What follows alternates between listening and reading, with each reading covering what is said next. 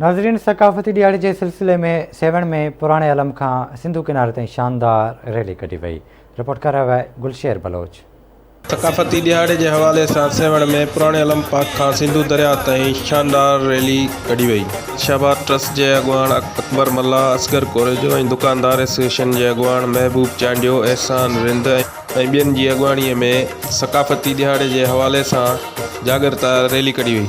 Rally में सवे नौजवान कौमी गीतन ते रक्स पिण कयो। सकाफ़ती दिहाड़े के हवाले से जागृता रैली में शामिल अगवानन और शहरन सिंधु दरिया वट पहुंची गुल निछावर करे सिंधु दरिया के भेटा पेश कई। सकाफ़ती दिहाड़े की एक जागृता रैली है जो अस डिसंबर के पहिरें हफ़्ते संडे असांजी कोशिश है तो डिसंबर जो पहिरियों आचर थे तो उन ते असां कौमी कल्चर डे दुनिया लेवल ते मल्हायूं था। गॾिजी सकाफ़त कल्चर जो उनके शेयर कयूं था।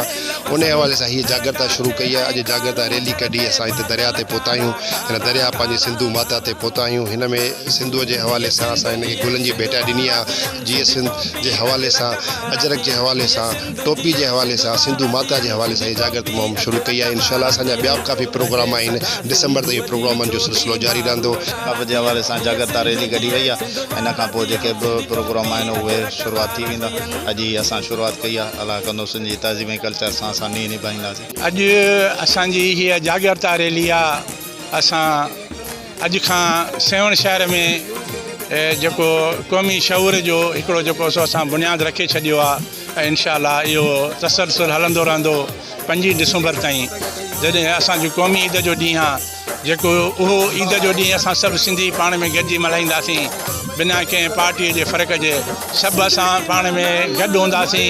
सिंधी सकाफ़त खे उजागर करण लाइ हीअ अॼु लाल शहबाज ट्रस्ट ऐं अल हुसैन शॉपकीपर जी तरफ़ां रैली दरगाह खां सिंधु दरिया खे भेटा ॾियण लाइ हिते पहुता आहियूं।